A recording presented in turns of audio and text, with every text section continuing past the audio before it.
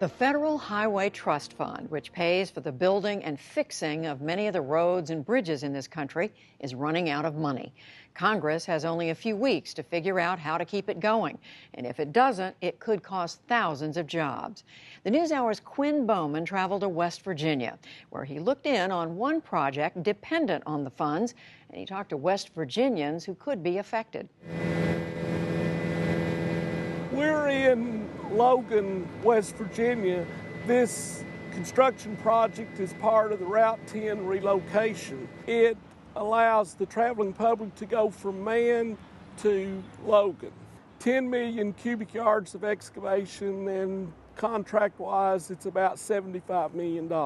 Gary Taylor's company, Bizak Construction, is part of the team turning this winding two-lane road into a new one double in size.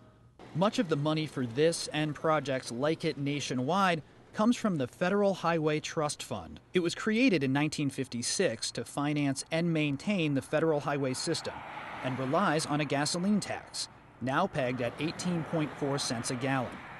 The revenue goes to reimburse states, which in turn pay companies like Bizak for construction and maintenance. But the fund has been spending more than it takes in for years, as inflation eats away at the value of the tax and increased fuel efficiency reduces gasoline usage. The money will start to dry up in August, but Congress is deadlocked over what to do.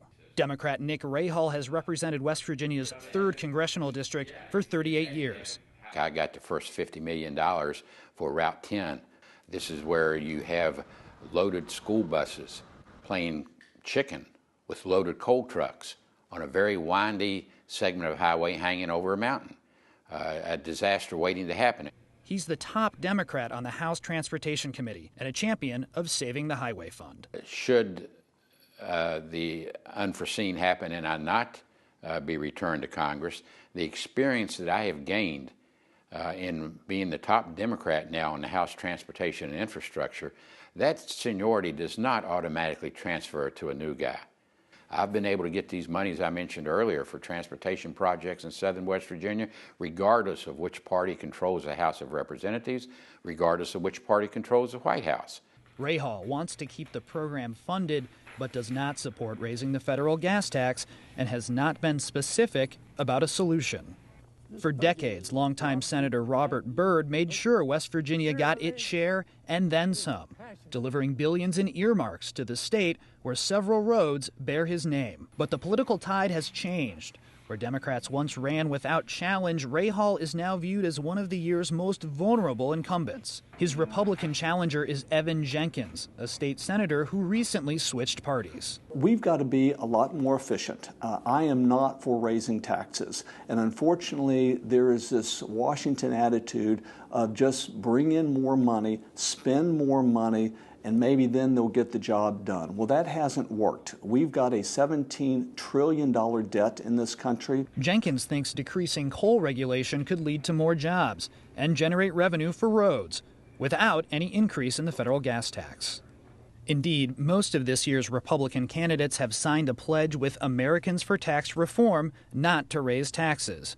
Mattie Duppler works on transportation issues for the group. And that is one of the problems with infrastructure, is that it makes a really good political point for lawmakers. You know, standing in front of a bridge, standing in front of a highway is really a great campaign stop for these folks. However, when that project ends, they struggle with the notion that the political capital then ends along with it. The Obama administration says that unless Congress finds more revenue, states will see a 28% reduction in federal highway money come August. It says that would put 700,000 construction jobs at risk.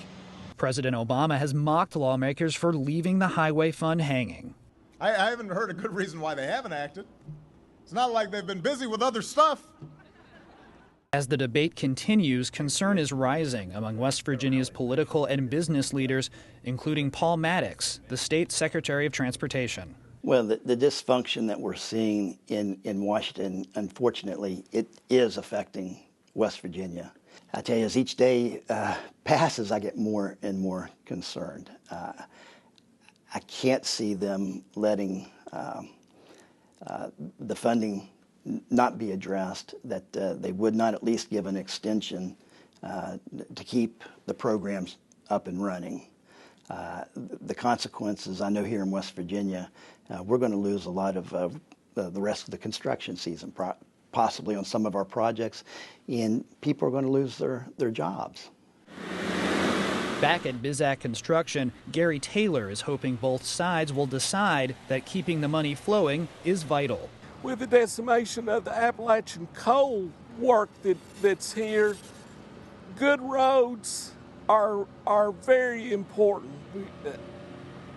It's the only hope that the people that live here have of having work and having industry come in. Infrastructure really is the backbone of commerce in this country. It is important, and conservatives do struggle with relaying that message because the message is that it's important, and because it's important, we should be spending as well as we can on it rather than just throwing dollars at a problem that's not going to make it go away. The House and Senate are preparing plans to move enough money into the fund to keep it solvent for a few months. A deal could be finalized as early as next week. Both sides agree that a long-term solution would be best, but like a lot of things on Capitol Hill, neither side can agree on how to pay for it.